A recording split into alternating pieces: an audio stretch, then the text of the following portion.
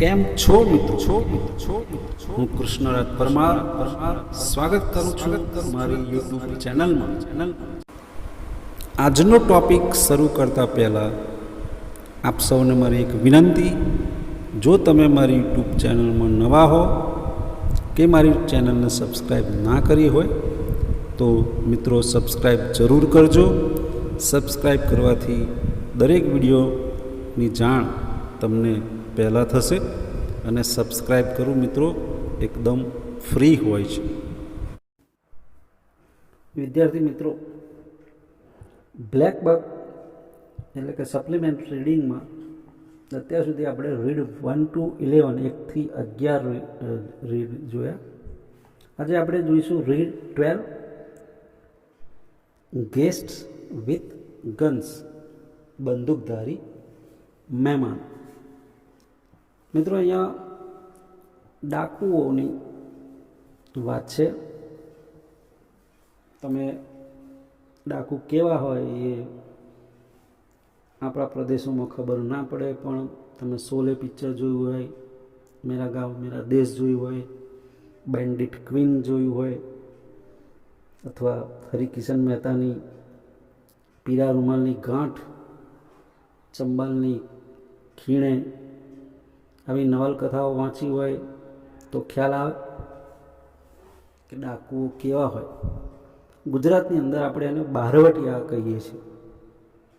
ભૂપતસિંહ છે, જોગીદાસ ખુમાણ, બહાર રહીને વટ રાખે તેને બહારવટિયા કહેવાય છે.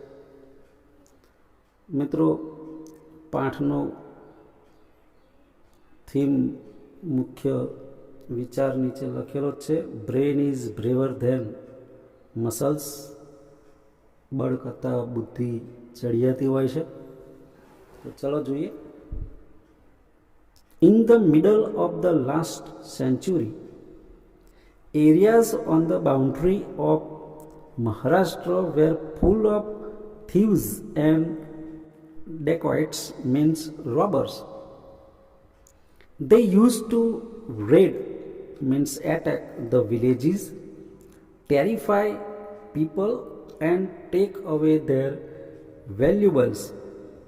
The police could not protect, means guard the people.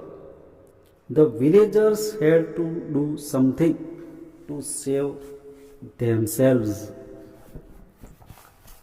છેલ્લી સદીના મધ્યકાળમાં મહારાષ્ટ્રના સરહદી વિસ્તારો ચોર અને ડાકુઓથી ભરપૂર હતા. તેઓ ગામડાઓ પર હુમલો કરી લોકોને ડરાવી તેમની કિંમતી ચીજો પડાવી લેતા. પોલીસ પણ પ્રજાનું રક્ષણ કરી શકતી નહોતી. આત્મરક્ષણ માટે ગ્રામજનોએ જ કંઈક કરવું પડતું. મિત્રો, મહારાષ્ટ્ર, મધ્યપ્રદેશ, રાજસ્થાનની બોર્ડરમાં જે ચંબલ નદીનો વિસ્તાર છે એ વિસ્તારોમાં ખૂબ ડાકુઓ થઈ ગયા, ખ્યાત નામચીન ડાકુઓ. એમાંનો આ એક ડાકુની વાત છે, Makhan Singh. One such dacoit was Makhan Singh. He was dangerous and had a strong gang. He had now become very bold. He sent advance warning to the people about his raid. If anyone tried to play any trick, he gave them severe punishment. The villagers tried to resist, means stop the dacoits, but they failed. Makhan Singh આવો જ એક ડાકુ હતો. એ ખતરનાક હતો અને તેની પાસે ખડતલ ટોળી હતી. હવે તે ખૂબ જ બહાદુર બની ગયો હતો. પોતાની ધાડ પાડવાની ચેતવણી તે લોકોને અગાઉથી મોકલી આપતો. કોઈ પણ ચાલાકી કરવાનો પ્રયાસ કરે તો તે તેમને સખત સજા કરતો. ગ્રામજનોએ ડાકુઓનો પ્રતિકાર કરવાનો પ્રયાસ કર્યો પણ તેઓ નિષ્ફળ ગયા. What would you have done if you were living in this village? તમે આ ગામમાં રહેતા હોત તો તમે શું કર્યું હોત? વિચારવા જેવો પ્રશ્ન છે. આગળ જોઈએ. One day a rich man named Bapurao received a warning. Your house would be attacked tonight. He also received a usual warning not to hide the valuables and not to inform the police. એક દિવસ બાપુરાવ નામના એક પૈસાદાર માણસને ઝાંસો મળ્યો. આજે રાત્રે તમારા ઘર પર ધાડ પાડીશું. સાથે સામાન્ય ચેતવણી પણ આપવામાં આવી હતી. કિંમતી ચીજો છુપાવવી નહીં અને પોલીસને ખબર કરવી નહીં. બાપુરાવ became pale when he heard it. He had a big haveli and many servants. His cupboards were full of precious things. He was worried, but his wife Parvati Bai was a brave and clever woman. When he told all this to her, she asked him, "What do you plan to do?" બાપુરાવ તો આ સાંભળીને ફીકા પડી ગયા. તેમણે મોટી હવેલી અને ઘણા નોકરો હતા. તેમના કબાટો એટલે તેના કબાટો કિંમતી ચીજોથી છલકતા હતા. તેને ચિંતા થવા લાગી. પણ તેની પત્ની પાર્વતીબાઈ બહાદુર અને હોશિયાર હતી. જ્યારે તેણે એટલે મીન્સ બાપુરાવે પાર્વતીબાઈને આ વાત કરી ત્યારે પાર્વતીબાઈએ તેને પૂછ્યું કે તમે શું કરવા ધારો છો? Surely I will not surrender means give up to Makhan Singh. I will fight with them with my men and servants. What do you think? હું ડાકુઓને તાબે નહીં થાવ એ નક્કી. હું મારા માણસો અને નોકરો સાથે તેમનો સામનો કરીશ. તને શું લાગે છે? મીન્સ એવું પાર્વતીબાઈને પૂછ્યું. I think it is useless to give fight to the dacoits because they are more powerful.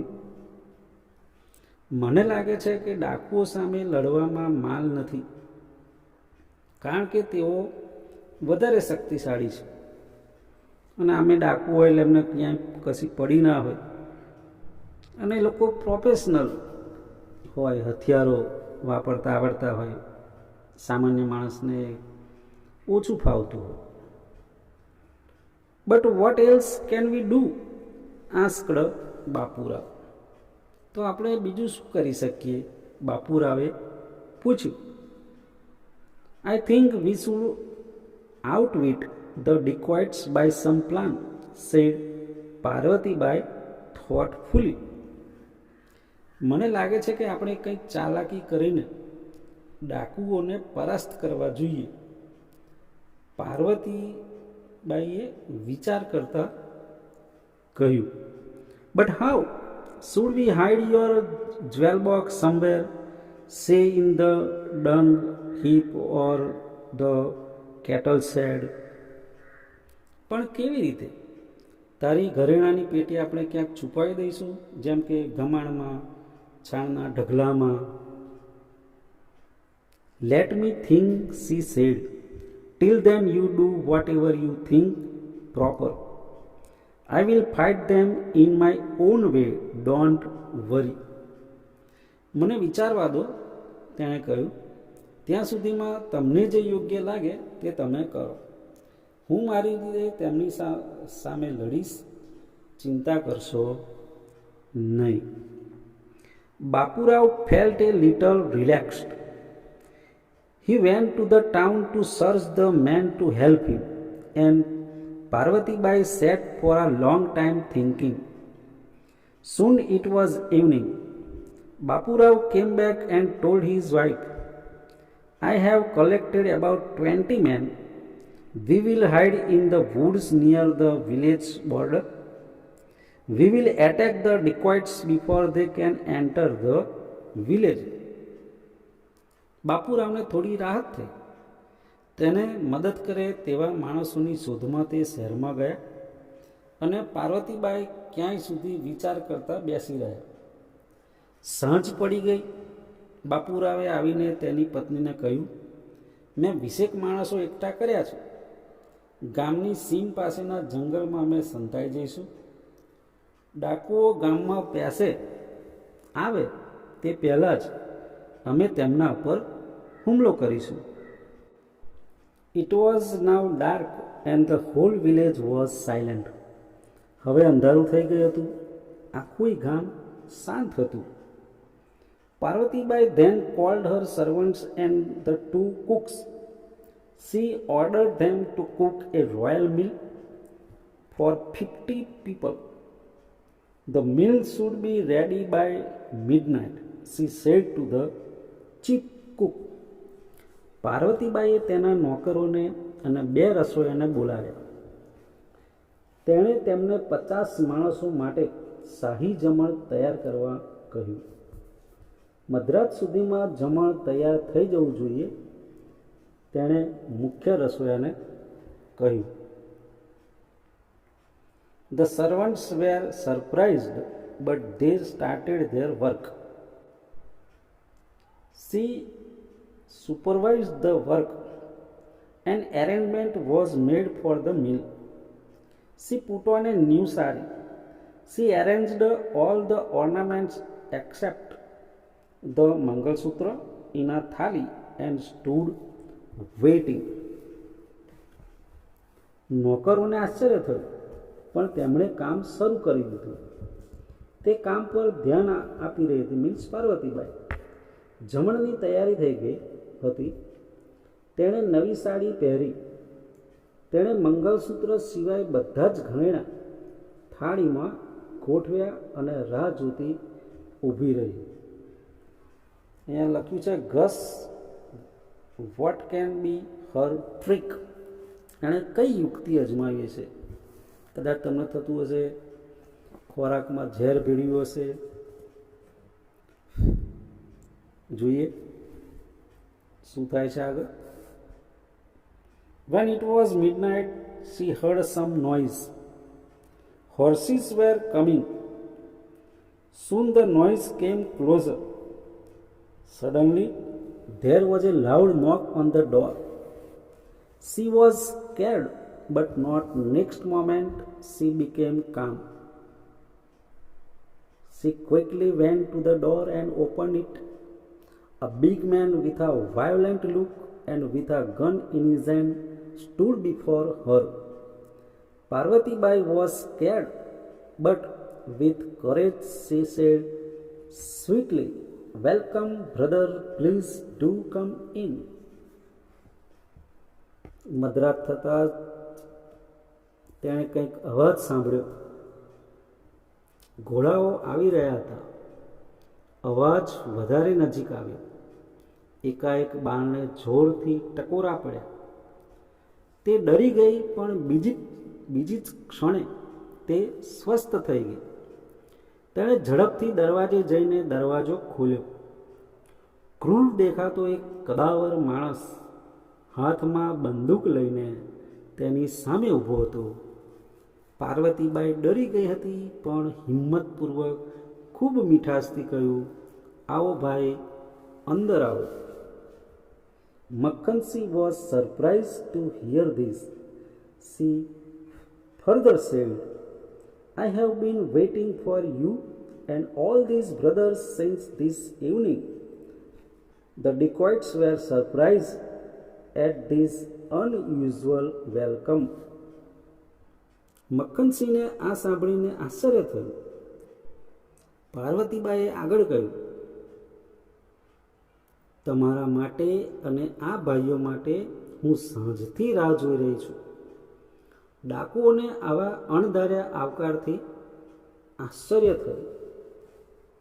"Please come in, don't waste time. You must be tired. Wash your hands and feet. The supper is ready." Have a tasty meal and then do your work. કૃપા કરી અંદર આવો, સમય વેડફો નહીં, તમે થાકી ગયા હશો. હાથ પગ ધુઓ, વાડું તૈયાર છે. સ્વાદિષ્ટ ભોજન કરી લો અને પછી તમારું કામ કરો. Makkansi was still hesitating, means not certain, but she asked them to sit. She ordered the servants to serve hot food. While they were eating, she personally took care of each one. When they finished their supper, she brought the thali full of valuables. She placed it in front of the dacoit's chief. Then she told him, "Brother, this is all that I have, but I have kept back only one piece for myself." She showed her Mangalsutra on her neck and said, "It is sacred, means holy symbol that I wear for the long life of my husband. I request you not to take it." Makhan Singh હજુ ઢચુપચુ હતો, પણ તેણે તેમને બેસવા કહ્યું. તેણે નોકરોને ગરમા ગરમ ભોજન પીરસવા કહ્યું. તેઓ જ્યારે જમતા હતા ત્યારે તે દરેક પર વ્યક્તિગત ધ્યાન આપતી હતી. જમી લીધા પછી તે ઘરેણાથી ભરેલી થાળી લઈ આવી. તેણે તે મુખ્ય ડાકુની સામે મૂકી, એટલે મીન્સ મક્ખનસિંહની સામે. પછી તેણે કહ્યું, "મારી પાસે જે છે તે આ છે, પણ મેં એક નંગ મારા માટે રાખ્યું છે." તેણે ગળામાંનું મંગળસૂત્ર બતાવીને કહ્યું, "મારા પતિના દીર્ઘાયુ માટે આ પવિત્ર પ્રતીક હું પહેરું છું. એ ન લેવા હું તમને વિનવું છું." અહીંયા બોક્સમાં લખ્યું છે, "what will dacoit chief do now?" હવે મક્ખનસિંહને એને આશ્ચર્યમાં નાખી દીધું. હવે એ શું કરશે જોઈએ આપણે. The dacoit chief could not control himself. With emotion in his voice he said, "Of course I will not take it. We have eaten your salt and you have called me brother and given me a brother's welcome. From today you are my sister and I will take care of you." Saying this, he returned the thali of valuables to her. He also ordered his men to free her husband, whom they had caught outside the village. ડાકુનો સરદાર જાત પર કાબૂ રાખી શક્યો નહીં. અવાજમાં ક્ષોભ સાથે તેણે કહ્યું, "અલબત્ત હું એ નહીં લઉં. અમે તમારું લૂણ ખાધું છે અને તમે મને ભાઈ કહીને ભાઈ જેવો આવકાર આપ્યો છે. આજથી તું મારી બહેન છે અને હું તારી સંભાળ લઈશ." આમ કહીને તેણે ઘરેણાં ભરેલી થાળી પાછી આપી. તેણે તેના માણસોને ગામ બહાર પકડી રાખેલા તેના પતિને છોડી મૂકવાનો હુકમ કર્યો. The villagers were surprised to hear this story next morning. Since then, no dacoit attacked Parvatibai's house. Even today, they narrate this story to the village children. બીજા દિવસે સવારે આ વાત સાંભળી ગ્રામજનોને આશ્ચર્ય થયું. ત્યારથી પાર્વતીબાઈના ઘરે કોઈ ડાકુએ હુમલો કર્યો નથી. આજે પણ તેઓ ગામના બાળકોને આ વાત કહે છે. મીન્સ આ વાર્તા સત્ય ઘટના છે. મક્ખનસિંહ નામનો ખૂંખાર ડાકુ થઈ ગયો. તે વખતના ટાઈમે 50,000નું માથે ઇનામ હતું. પછી આત્મસમર્પણ કરીને ફરી પાછો જાહેર જીવનમાં જોતરાઈ ગયો અને સામાન્ય માણસની જેમ જીવવા લાગ્યો. મિત્રો, વિડીયો ગમ્યો હોય તો લાઈક કરજો, વધુમાં વધુ શેર કરજો, ચેનલને સબસ્ક્રાઈબ કરજો અને કરાવજો. ફરી મળીશું કોઈ નવા ટોપિક સાથે. Goodbye. Thank you very much.